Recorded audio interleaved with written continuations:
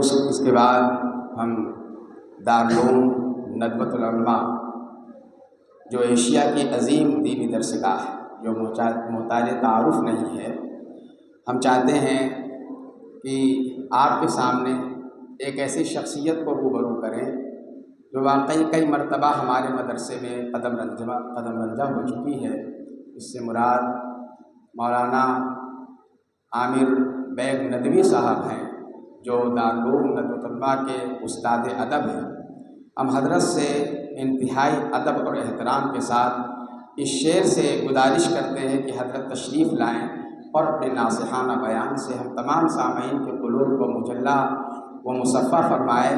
کہ اللہ سے کرے دور تو تعلیم بھی فتنہ،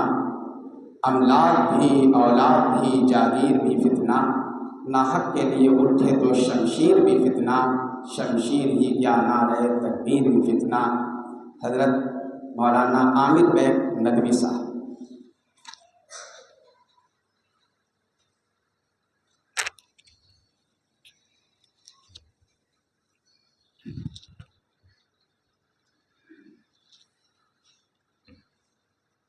کتنے پہ ختم کرنا ہے؟ 10 ٹھیک۔ بسم اللہ الرحمن الرحیم، الحمد للہ رب العالمین، والصلاة والسلام علی محمد بن عبد اللہ الامین وعلی آلہ واصحابہ الطیبین الطاہرین ومن تبعہم بإحسان ودعا بدعوتہم الی یوم الدین، اما بعد، فاعوذ باللہ من الشیطان الرجیم، بسم اللہ الرحمن الرحیم۔ قال له موسى هل اتبعك على ان تعلمني مما علمت رشدا قال انك لن تستطيع معي صبرا وكيف تصبر على ما لم تحط به خبرا قال ستجدني ان شاء الله صابرا ولا اعصي لك امرا صدق اللہ العظیم۔ انتہائی قابل احترام حضرت ناظم صاحب، واجب التکریم اساتذہ کرام اور میرے پیاروں اور عزیزوں، قرآن کریم کی جو آیات میں نے آپ کے سامنے گفتگو کے لیے تلاوت کی ہیں، یہ سورہ کہف کی وہ آیات ہیں جو حضرت موسیٰ علیہ السلام اور حضرت خضر علیہ السلام سے متعلق ہیں۔ عربی کے جو طلباء ہیں جنہوں نے سورہ کہف کی تفسیر پڑھی ہوگی وہ اس کے معانی سے مطالب سے واقف ہوں گے۔ بہت زیادہ اس کی تفسیر اور تفصیل اور تشریح میں نہ جاتے ہوئے صرف 2-3 باتیں عرض کرنی ہیں۔ حضرت موسیٰ علیہ السلام سے ان آیات میں اللہ تبارک و تعالیٰ نے فرمایا کہ جو علم میں نے تم کو عطا کیا ہے یہ علم تشریعی ہے، لیکن ہمارے بعض بندے ایسے ہوتے ہیں جن کو ہم علم تکوینی سے نوازتے ہیں۔ اس علم کے حصول کے لیے آپ کو ان کی خدمت میں جانا پڑے گا، ان سے اجازت لینی پڑے گی، حصول علم کے جو آداب ہیں ان کو برتنا پڑے گا، اس کی جو شرطیں ہیں انہیں پوری کرنی پڑیں گی۔ چنانچہ اللہ کے رسول حضرت موسیٰ علیہ السلام نے اللہ تبارک و تعالیٰ سے عرض کیا کہ اس علم کو حاصل کرنے کے لیے کہاں پر مجھے حاضری دینی پڑے گی۔ اللہ تبارک و تعالیٰ نے ان آیات کے شروع میں بتایا کہ میرا ایک بندہ ہے، فلاں جگہ پر ہے، وہاں جانا ہے۔ وہ پوری تفصیل آپ سبھی حضرات کے سامنے موجود ہے۔ یہ آیتیں جو میں نے آپ کے سامنے پڑھیں یہ وہاں سے متعلق ہیں جب حضرت موسیٰ علیہ السلام حضرت خضر کے پاس پہنچے تو بڑے ادب کے ساتھ، انتہائی احترام کے ساتھ انہوں نے کہا، قال له موسیٰ هل اتبعك على ان تعلمني مما علمت رشدا، جناب عالی کیا اجازت ہے حصول علم کے لیے میں کچھ وقت آپ کے پاس گزارنا چاہتا ہوں،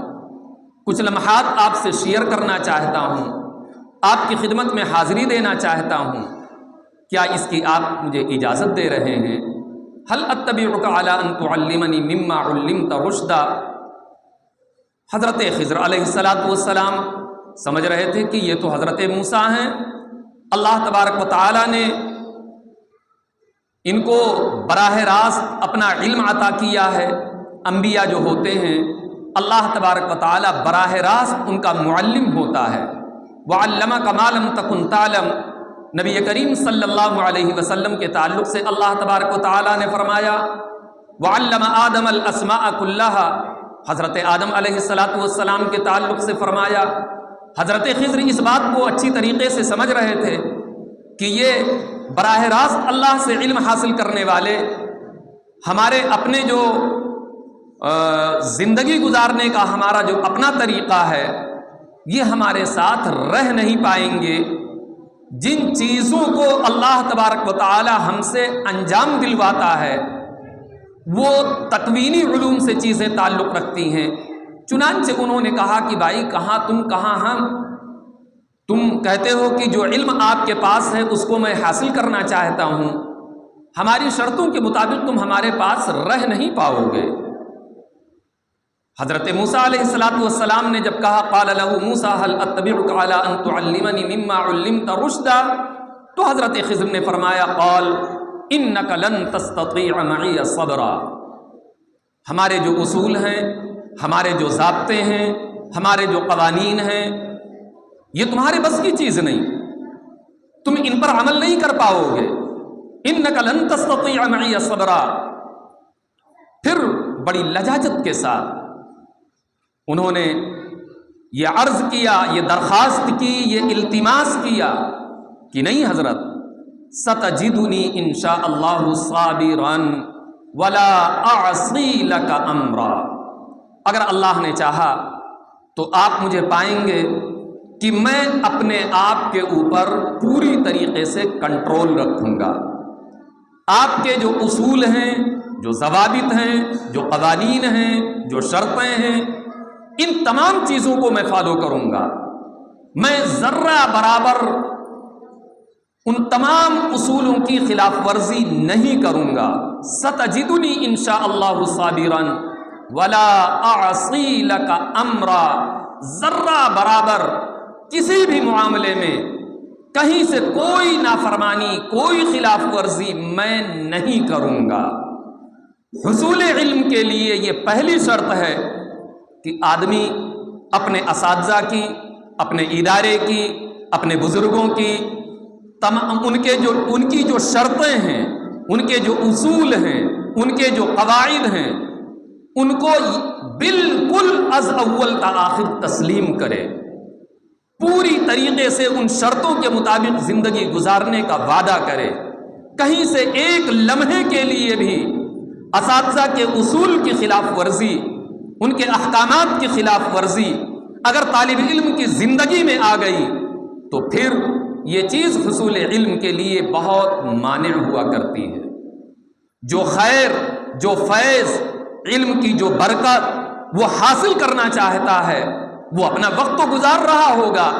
مدرسے کی ہو سکتا ہے اندر اسے کچھ پریشانیاں ہوں، دقتیں ہوں، تکلیفیں ہوں، ان کو وہ انگیز کر رہا ہوگا، لیکن وہ مکمل طریقے سے اگر اساتذہ کی اتباع نہیں کر رہا ہے،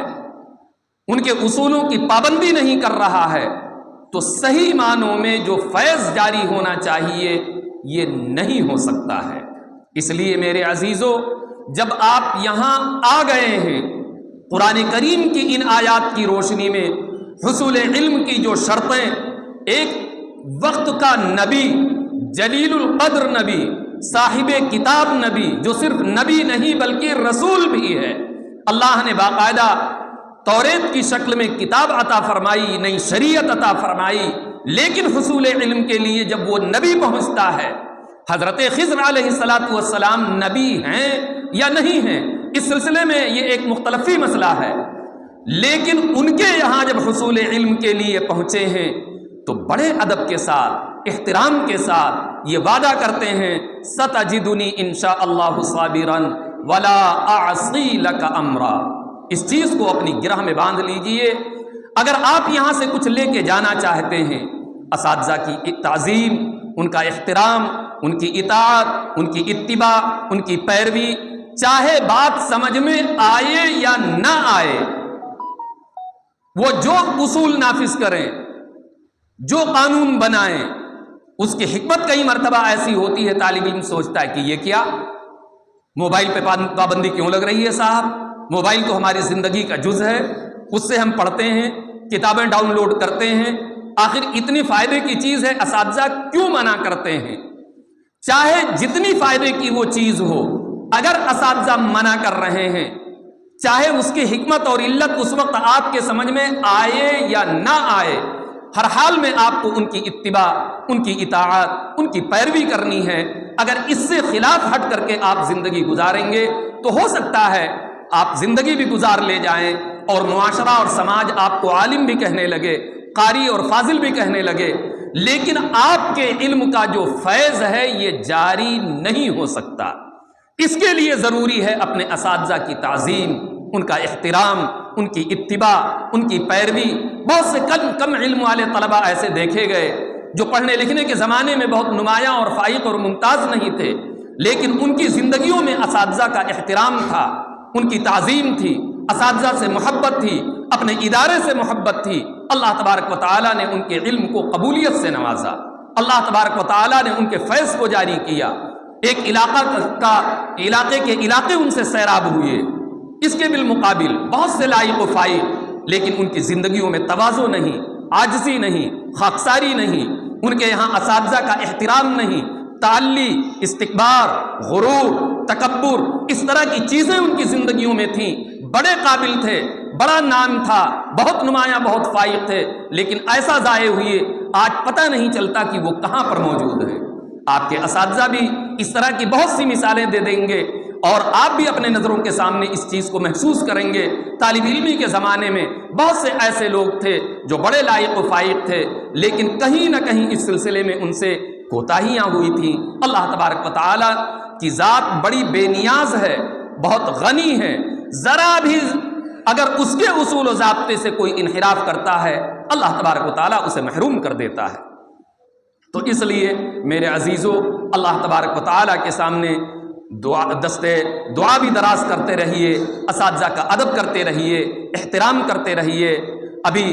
محنت اور مشقت کے تعلق سے مولانا شیخ ابرار صاحب نے بڑی قیمتی باتیں فرمائیں، ان تمام باتوں کو ذہن میں رکھ کر کے اپنے اوقات کو گزاریے۔ اللہ تبارک و تعالیٰ آپ کی اسی زندگی کے اندر بے پناہ مقبولیت عطا کرے گا، اور جو کچھ بھی آپ علم حاصل کریں گے اس کے فیض کو جاری فرمائے گا۔ دعا کیجئے اللہ عمل کی توفیق نصیب فرمائے، آمین۔ وآخر دعوانا ان الحمد للہ رب العالمین۔